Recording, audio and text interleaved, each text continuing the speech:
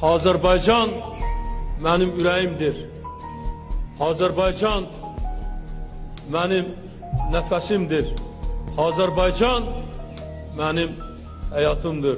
El bilir ki, sən mənimsən.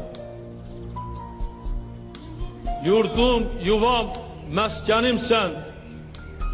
Anam, doğma vətənimsən.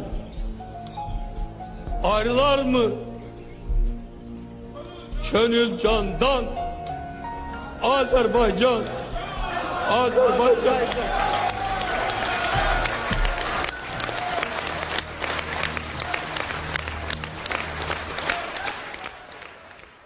Ne kadar Azerbaycan, ne kadar bu millet var, Heyder halkın diyecek, halk Heyder söyleyecek. Allah size rahmet eylesin. Dahi ulu önderimiz. Dünya miqyasında Müslümanların böyük lideri. Bugünkü gündən səndən fərq edirik. Fərq edirik ki, biz sən qoyduğun yolları həmişə işıqlandırmağa doğru hərəkət edirik. Yeriniz behişt olsun. Allah evladınıza, o prezidentimizə can sağlığı versin. Ailə üzvlərinizə can sağlığı, xoşbəxtçilik arzulayır. Siz bugünkü günü dünya müsəlmanlarının adınızla, əməlinizlə işıqlı yolu yazan insansınız. Borcumuz odur ki, şərəfli bu yolda həmişə qoyduğumuz yolu təmsil edək, ləyaqətlə, şərəf hissi ilə həmişə o yolu saxlayaq. Yeriniz behişt olsun.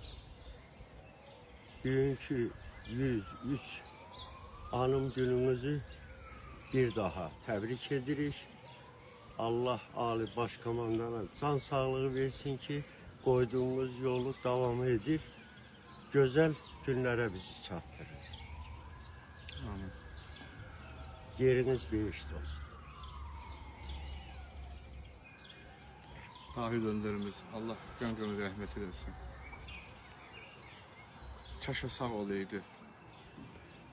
Ülkemizde görən haksızlıkları, bazı kurumlar vətəndaşı necə əzir. Onun bir barmağı vardı, onun barmaqlarına qurban. Bir dənə barmağı ilə hədələyən kimi bütün məmur bilirdi ki, nə demək istəyir. Heyf, çox heyf. Kaş sen sağ olaydın, dahi önderimiz. Allah size rəhmət eylesin.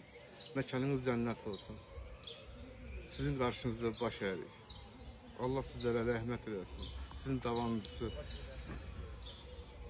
İlham Əliyev Heydaroğlu gözəl işlər görür. Qarabağı işğaldan azad etdi, şərəfsiz düşmənlərdən. Amma yenə də ölkəmizdə sülh, əmin-amanlıq var.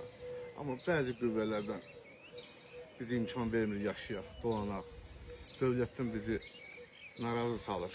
Allah sizlərə rəhmət eylesin. Amin. Çox sağ Amin. Büyünləri, Xalq və Qanun qəzetin Əbilov Vidadi Hüseynoğlu sizə ayırd eləmişəm. 42 ildir sizin haqqınızda yazdığım üçün, o qəzeti çıxartdığım üçün, həyat fəaliyyətinizi az olsa da işıqlandırdığım üçün, kollektiv ilə birlikdə xoşbəxtəm ki, həmişə siz qoyduğunuz yolu Xalq və Qanun qəzetinin baş redaktoru kimi həmişə şərəflə, ləyaqətlə o yolu getməyə, siz qoyduğunuz yolu getməyə özümə şərəf borcu bilirəm. Yeriniz behişt olsun.